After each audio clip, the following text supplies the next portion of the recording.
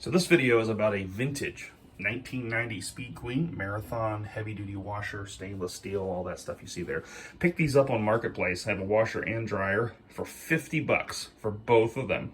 Needed a washing machine, was looking for something just to kind of temporary or whatever. Found these and was like, I can't pass them up. And actually, they were in beautiful condition. We've actually put these marks on them because we tend to sit stuff in here to leave. This is like our main exit through the laundry room, and so we tend to set things there and scratch them up.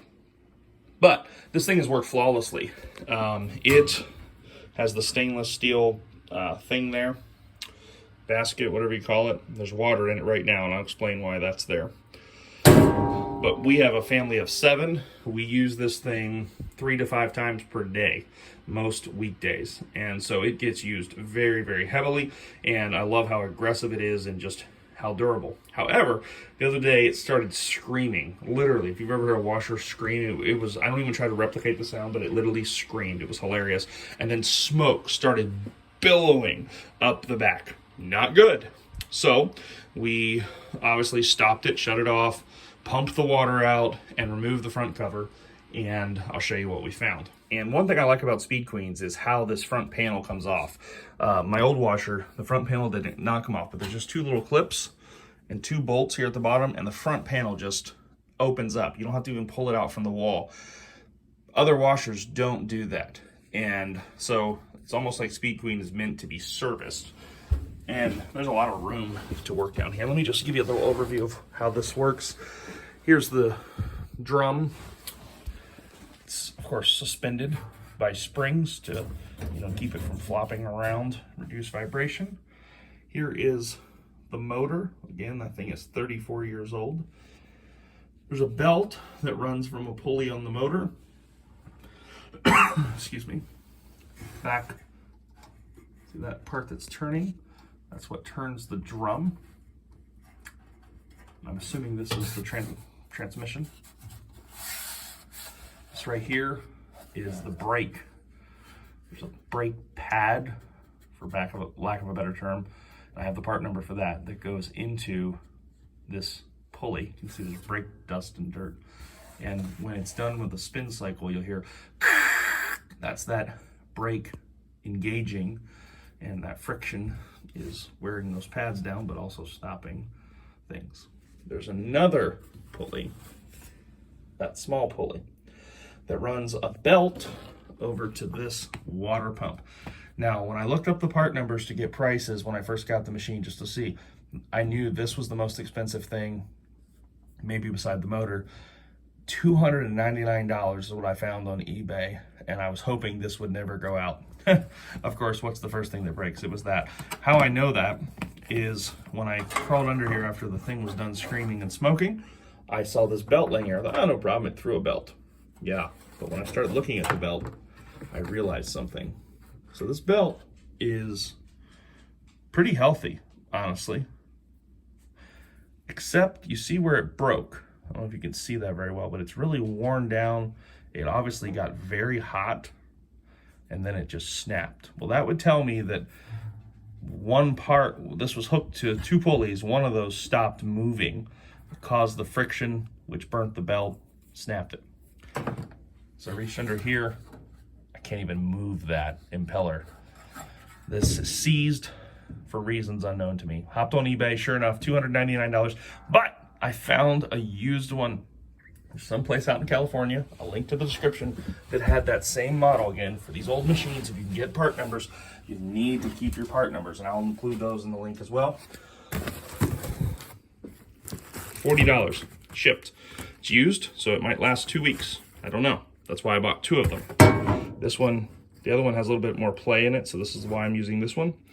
40 bucks shipped. It's a different color, but it looks pretty much identical. I don't see, why it would not work. I believe it is the right part. So I'm going to change this out, and I'll update you at the next part of the video. I don't know that I'll record doing the whole thing, but maybe when I get this out, we'll look at it and we'll clean this up a little bit. And it's just these 2 hoses. Looks like an inlet and an outlet hose, and a couple screws here, screws there, and I almost think there's a tensioner on this motor. Maybe I have to figure out how that belt tightens back up. That might be a little bit of a challenge, but we're going to replace this and see if it works. Again, trying to keep this old Speed Queen running. My goal is to get 10 years out of it.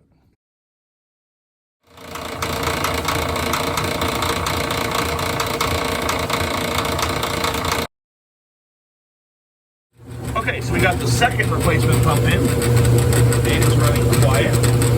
There is a little bit of a noise down there. I actually think it's that hydrant pulley right there. I listened to it. I think maybe that's having some issues. We need to find a part number, but that's probably something that can be retrofitted if necessary. This thing is humming along. Now we're going to change it to the spin cycle, make sure that it pumps. The other one was noisy and broken, but it did pump. I can hear the water running out.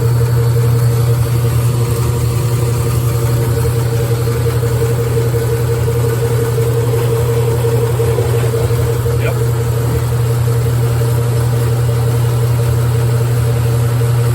All right, good deal. Looks like we're back in business, so I'm going to return that other pump and probably order a second replacement. But it's actually not a bad job. And the way you tension this belt is actually this. You bring this bracket up and put the belt on, pull it over, get this in like this, okay? And then you just, as the belt wears, you just adjust this. So this does require adjustment. All right, but I think we're back in business. I also wanted to mention that I did replace the main drive belt. I actually had one of those waiting, and the belt needed replaced, but it wasn't broken or anything. That was actually the most difficult part, because there's that tensioner back there, and I was trying to hold on to it. I had the belt around the main pulley and around this pulley, and it's up against the bolt that holds the pulley on. So what I did was, there's two springs, this one and this one. And I just undid those and just totally took the tension off that pulley, put the belt on, tightened it back, and put the springs back on, which were actually, they're not that strong, so it worked well. Just that's a little something I learned. Okay, I want to show you the two faulty pumps.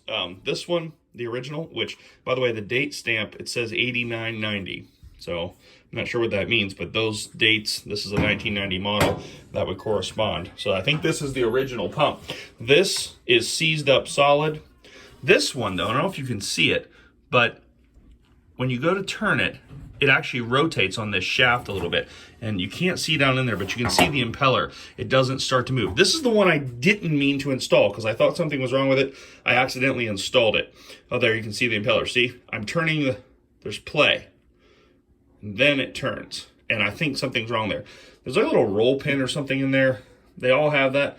I'm not sure. I may force this one apart to kind of see what it is. Maybe it's just something with this pulley, but it was making horrible noises as you heard in the video, so we're definitely going to send that back. It's definitely bad. But here are the two bad pumps, and there's the machine, and we are back in business. We'll see how long it lasts.